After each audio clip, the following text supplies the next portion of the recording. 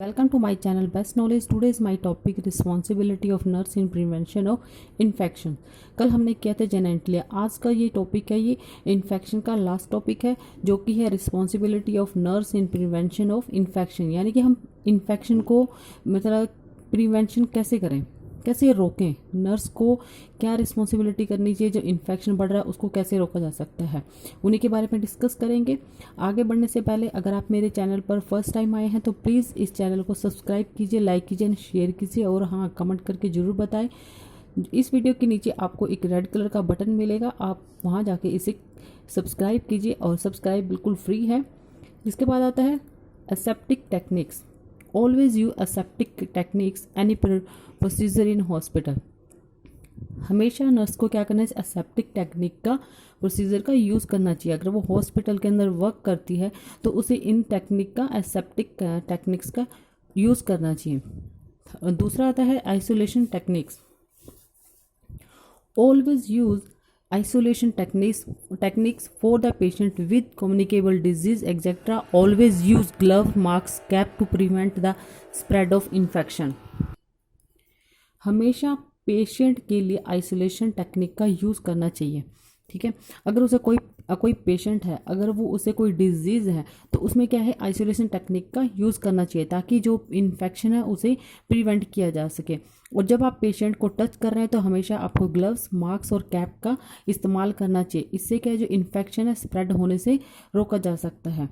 इसके बाद आता है थर्ड है फ्यूमिगेशंस। अब इसमें है room and article should be fumigation after death or discharge of the patient with infection disease. Wards and OT should be fumigated after a specific interval. अब इसमें ये बता रहा है कि पेशेंट की डेथ के बाद उसे डिस्चार्ज कर दिया जाता है। डिस्चार्ज करने के बाद रूम एंड आर्टिकल्स इन्फेक्शन को फ्यूमिगेशन किया जाता है। स्पेसिफिक इंटरनल वार्ड ओटी को भी फ्यूमिगेशन किया जाता है। अब इसमें क्या है, फ्यूमिगेशन वह प्रक्रिया होती है जिसमें किसी भी रसायन या गैसीय अवस्था में, यानी गैस टाइट या क्लोजर चारों तरफ से बंद यानी चैम्बर में प्रवेश कराया जाता है, जिससे भी हानिकारक कीट होते हैं उसे पेस्ट से मारा जाता है, तभी ये फ्यूमिगेशन बोला जाता है। ठीक है, पेशेंट जब डेथ हो जाती है, जो डिजीज़ होते हैं वार्ड में, ओटी में, तो वहाँ पे क्या किया जाता है, फ्यूमिगेशन किया जाता है ताकि जो इन्फेक्शन है और ना पड़े, उसे रोका जा सके। फोर्थ आता है biological waste. Wards waste should be discard in a proper way as a per instructions. अब इसमें ये बता रहा है कि इसमें बायोलॉजिकल वेस्ट मतलब जैविक कचरा। इसमें ये बता रहा है कि इंस्ट्रक्शन के अकॉर्डिंग वार्ड के कचरे यानी कि वेस्ट मटेरियल को प्रॉपर तरीके से ऐसी जगह पे छोड़ देना चाहिए, यानी कि या डिस्कार्ड कर देना चाहिए ताकि जो जितने भी डिजीज़ हैं या इन्फेक्शन है उसे ना फैले, और उसे डिस्कार्ड कर देना चाहिए और उसी ऐसी जगह छोड़ देना चाहिए जहाँ पर किसी को, कोई भी मतलब पेशेंट है या कोई नर्सेज है उनका वहाँ पर हाथ टच ना हो, तो उसे ऐसी जगह पर छोड़ देना चाहिए। फिफ्थ आता है universal precaution. Universal precaution should be kept in mind.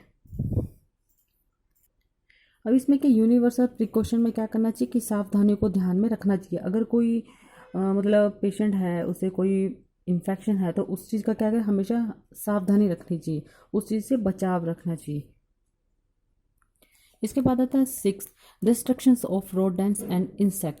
Rodents and insect also play role in spread of infection. ये क्या होते हैं, जो इंसेक्ट होते हैं इनका जो रोल होता है इन्फेक्शन को बढ़ाने में, इनका ये स्प्रेड करते हैं। इन जो इंसेक्ट होते हैं ये क्या करते हैं, इन्फेक्शन को स्प्रेड करने में इनका बहुत ही बड़ा रोल होता है। ठीक है, these should be destroy to prevent infection. इससे क्या होता है कि इसे रोका जा सकता है।